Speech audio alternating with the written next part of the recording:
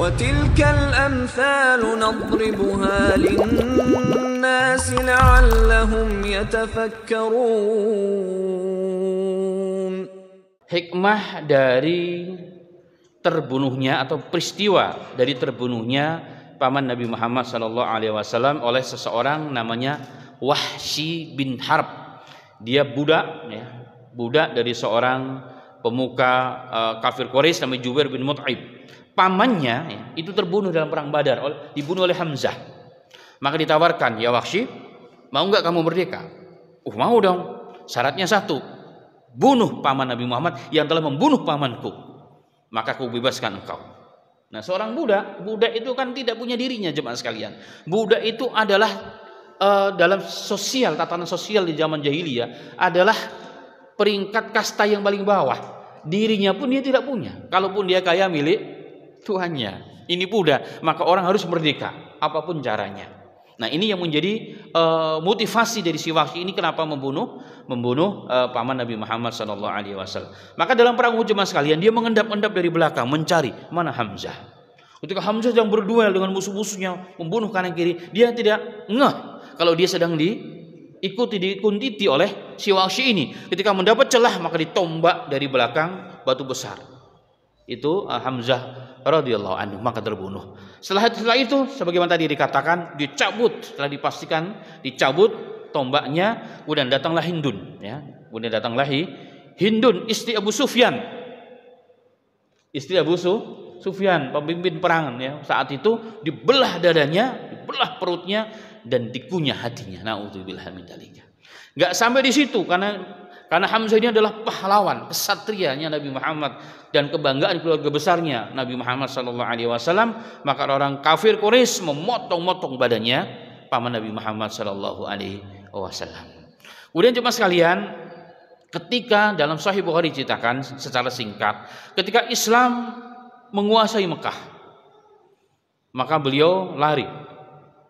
Nah, maka beliau lari ke tempat lain, ke Taif. Islam masuk ke Taif ke sana. Dan diberitakan bahwa Nabi Muhammad tidak akan pernah mengganggu dan menyakiti utusan ke Nabi Muhammad SAW. Maka si Wahsy datang bersama utusan dari Taif berjumpa dengan Nabi Muhammad. Dan dia menyerahkan diri kepada Islam. Bahkan dalam riwayat Nabi Muhammad begitu senang dengan Wahsy ini, beliau memberikan serban hitamnya dalam sejarah. Sebagai bukti Nabi Muhammad tidak ada benci, tidak ada dendam. Tapi Nabi Muhammad ketika bertanya kepadanya, engkau Wahsy? Naam ya Rasulullah. Engkau yang membunuh pamanku Hamzah. Begitulah yang sampai beritanya kepadamu ya Rasulullah. Nah, di sini yang menjadi catatan, ya. Maka Nabi Muhammad kemudian mengatakan, "Fahal tastati an tughayyiba anni wajhak." Ini kalimat penting. Kalau begitu, kau bisakah menjauhkan wajahmu dari mukaku, wahai Wahsy? Di sini Nabi Muhammad memerintahkan dia menjauh dari Nabi Muhammad bukan karena benci dan dendam, bukan. Ya, jauh.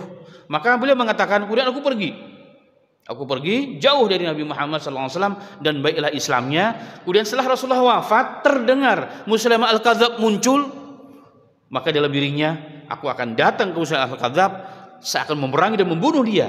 Semoga ini menjadi penebus kesalahanku karena telah membunuh paman Nabi Muhammad SAW. Dan begitu yang terjadi, jemaah sekalian, dengan tombak yang sama dalam riwayat yang membunuh pamannya Nabi Muhammad Hamzah dalam kondisi dia masih kafir, dengan tombak yang sama dia membunuh musuh Allah dan Rasulnya Musailamah al-Kadzdzab.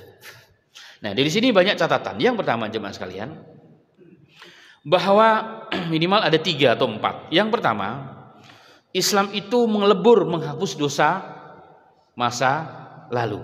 Dia masuk Islam, melakukan segala hal termasuk membunuh paman Nabi Muhammad, ini habis ditebus dengan apa ketika dia masuk Islam. Karena tobat dan hijrah dari kafir menjadi Islam itu menghilangkan segala dosa dan kesalahan. Itu yang pertama, dan banyak Quran dan hadisnya. Yang kedua, jemaah sekalian, setiap orang punya masa lalu. Dan jangan sampai masa lalu memerangkap langkah kita di masa depan. Justru menjadi cambuk jemeti, memberikan semangat motivasi untuk lebih baik sebagaimana Wahsy tadi. Yang berikutnya, jemaah sekalian, di sini kita melihat Nabi Muhammad SAW memerintahkan Wahsy untuk menjauh dari hadapan Nabi Muhammad, jangan pernah muncul lagi dengan mukanya. Orang berpikir, wih, Rasulullah benci dan dendam. Oh enggak. Buktinya apa? Rasul memberikan sorban. Rasulullah jauh daripada sifat dendam dan benci secara personal. Enggak pernah itu terjadi. Tapi Nabi Muhammad SAW memerintahkan dia jauh untuk apa? Supaya jangan sampai dengan wajahnya lagi muncul teringat bagaimana Nabi Muhammad melihat dia sebagai pembunuh pamannya. Dan ini berbahaya. Merusak hati Nabi Muhammad, akan muncul kebencian dan dendam. Kenapa? Teringat. Dari situlah kemudian muncul istilah memaafkan itu kemuliaan dan hebat. Tapi melupakan itu tidak bisa. Nanti dulu. Kita boleh melupakan orang kesalahannya. Ya, kita boleh memaafkan kesalahan orang, harus dong seorang muslim, apalagi seorang tokoh. Tapi melupakan apa yang dilakukan kepada kita, mengkhianati kita, itu yang tidak bisa. Maka banyak ya orang-orang yang mengkhianati kita, lebih baik sudahlah antum pergi aja lah balik kampung. Antum balik kampung. Bukan saya benci kepada Anda, apalagi murid saya kan, tapi Anda telah berkhianat, sudah saya maafkan, tapi jangan di sini, antum pergi aja.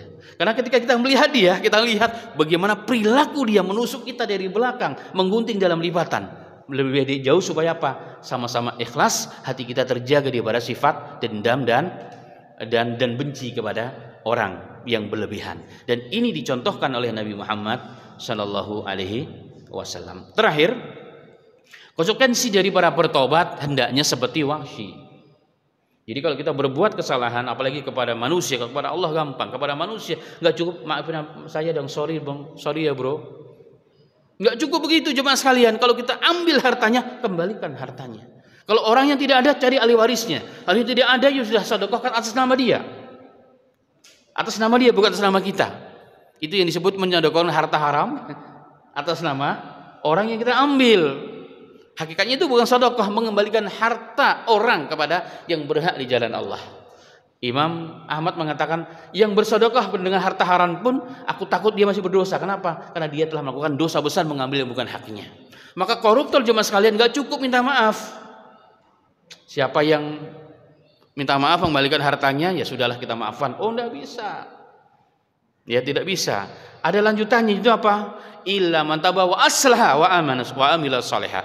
Orang yang bertobat itu adalah apa? Yang kemudian memperbaiki kesalahan di masa lalu dengan pembaharuan di masa yang baru. Seperti tadi, dia telah membunuh paman Nabi Muhammad, maka konsekuensinya apa? Setelah dia bertobat dengan tobatan nasuha, dia harus menebus kesalahan yang masa lalu dengan apa? Membunuh musuh Allah yang paling besar, yaitu Musailama al-Kadzdzab. Ketika orang dirusak nama baiknya, maka sebagai bentuk pertobatannya, saling diminta maaf, dia harus mengembalikan nama baik seseorang sebagaimana sebelum dia itu konsekuensi bertaubat kepada Allah Subhanahu wa ta'ala.